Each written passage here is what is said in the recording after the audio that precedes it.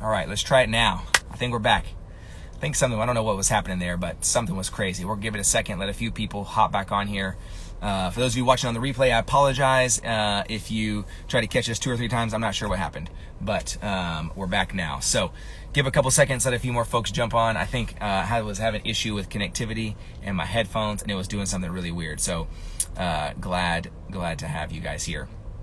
So we're gonna chat here. There she is. Hey, thanks. All right, we're much better. We're back. I appreciate you guys. Thanks for jumping on today. I'm actually at the grocery store. Well, I'm about to be at the grocery store. And then I got a phone call. And I'm going to grab some groceries for the weekend. So I appreciate you guys being here. Hopefully, obviously you can tell we're not in the office right now. In the last few Fridays, we haven't been in the office. And that's because we're rearranged our schedule and trying to, our whole team did, but especially me, rearrange my schedule because thinking about right now, the fact we're in a pandemic, things are different. Really, I think it's really kind of provided a freedom for me and our family and really our team to go, how do we want to structure our day and our life and our weekend? Who said Monday through Friday from 8 to 5 is what work was supposed to be like? Not me. So if it wasn't me that said it, we're going to do what we want. And so, what's up, Josh? And so a part of that is we are now trying to be in the office Monday through Thursday consistently. And then Friday, Saturday, Sunday, we're off. And that way if somebody needs something, they need something. But that way it provides more time for a 3-day weekend for us to be at home together, spend time together. And so that is why you're catching us on, thank you so much. I appreciate that. As we are catching us on Fridays in the car or traveling, which that's just how the weekly route's going to be. Just want to be a little more low key, less professional. And so if you see somebody in a shopping cart come by over here, hey, that's because we're at the grocery store. So today, one thing that I've been thinking about, and I've been recording a couple of pre-recorded courses for the last couple of weeks for some different conferences. There's actually one going on today called the Online Business Summit. And so if that's something you're into, if you own an online business or you are in an online business at all, go to the link in my profile. There's a link there for the summit. There's also a link there for the Online Business Association, which is there's not anything. I mean, Tyler McCall is the guy who started. I wish I would have thought of myself because it's genius. There's nothing I can think of for online businesses than you joining the Online Business Summit. Click the link in my bio. Check that thing out. There is from every aspect of what you need, from owning an online business, from marketing, social, personal development, money, financial, taxes, like everything you need to run a business. There we have leaders, trainers, and teachers who take you through all of that. It's so good. So check that out if you're an online business owner. But in that, as we're recording those things, I think one thing, and I was on the call right before this, that I have found is, and it goes together with Kill Doubt, Build Conviction, but I think even more than that, my question for us today and to think about for this weekend is this.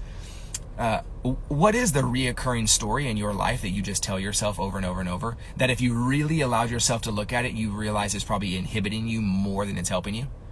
Like, what is that story that you're consistently saying over and over and over and over again, that if you pause and if someone says, hey, do you want to do this, this, or this, that guttural reaction for you that's like, well, I can't because, and then you fill in the gap. What is that? How do you finish the gap? How do you fill in the gap in that? Hey, do you want to go here? Do you want to try this? I have an idea. I have whatever it is. And then your story you tell yourself as well, I mean, I would like to, but I just don't know that I can. And they go, well, why not? And you go, well, because and then fill in the gap. What are those reoccurring stories we're telling ourselves? What's the reoccurring story you're telling yourself that is keeping you from doing, pursuing, loving, creating, starting, whatever it is? What is the thing you keep telling yourself that you've convinced yourself is why you're going to fail? What's the thing you keep convincing yourself of that if you don't start it? And I'm not even talking about a business. I'm talking about taking time for yourself. I'm talking about moving. I'm talking not moving like cities, unless that's what you want to do. I'm talking about movement, like body movement, yoga, exercise, whatever word you want to call it. Having this a little bit more routine, not because routines make you successful, because if you don't have one and you think you want one, it's a good thing to try. What are the things that are keeping you from doing what you want to do, not in the be what you want to be kind of mentality? I'm saying the literal practical action that is keeping you at bay from pursuing something you believe in deeply, from finding a part of yourself, a dream to move forward on. What is keeping you? What is the story you're telling yourself that is keeping you from seeing that, keeping you from doing that, keeping you from pursue that? Because the moment you want to, and the moment you get ready to, right?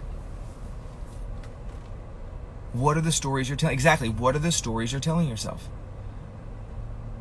And to add to that, what are the stories that have been told to you about you that right now are wreaking havoc in your life, not even because you think or know that they're true, simply because you have not chosen to pause and really look at them?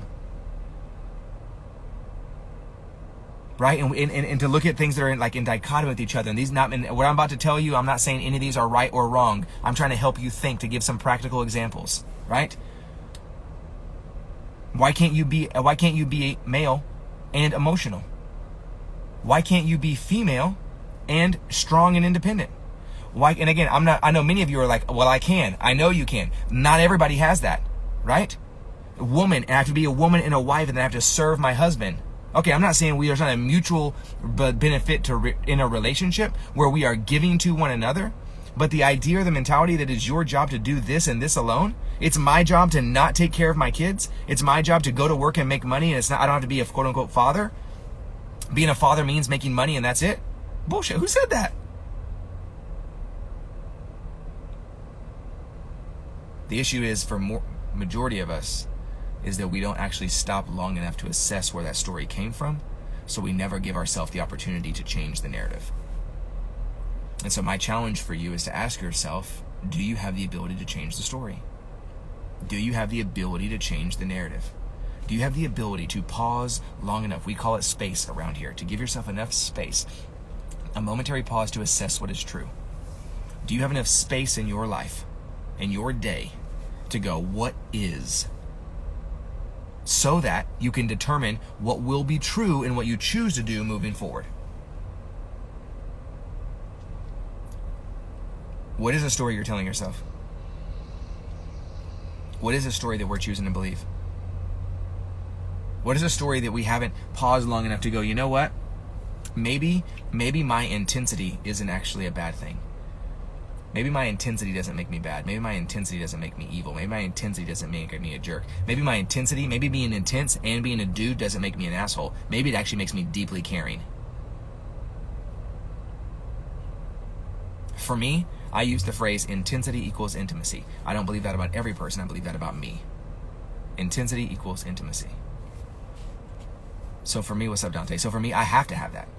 I'm not being me if I quote unquote tone it down. That's not me. I'm not saying I have an excuse to do something oppressive, harmful, or controlling to you. No, that's called being an ass. I'm saying I don't have to tone down who I am simply because there may be a person who doesn't like it. They can find someone else to follow on Instagram. They can join a different live video. That's not me being a jerk. That's me being unapologetic about what I know to be true about me, and I'm calling and asking and pleading with you to do the same thing.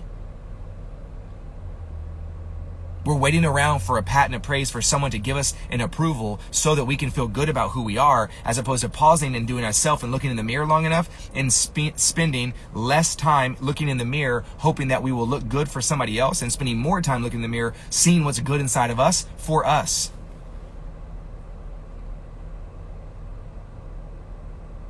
How many times do we walk by a mirror to say that we look good, and we look at ourselves and we go, self, killing it today, way to go, self? Or do we go, hey, man, I'm looking at me, and I hope they look at me and see the good thing in me that I want them to see, so I'll feel good about myself, so I can have an affirmation about someone I don't know, so that thing will make me feel good, instead of actually having the ability to be unapologetic about what is already true about who I am. But it's on us. It's in us. And so that's my challenge for you today, friends. Take some time, look in the mirror, see what is good.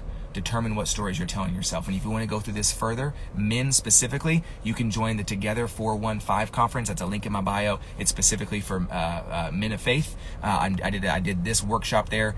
You can join and sign up for that. There's a code Rocky10. You can get $10 off for that if you want this. But from a business perspective, a little bit more, you can do that too.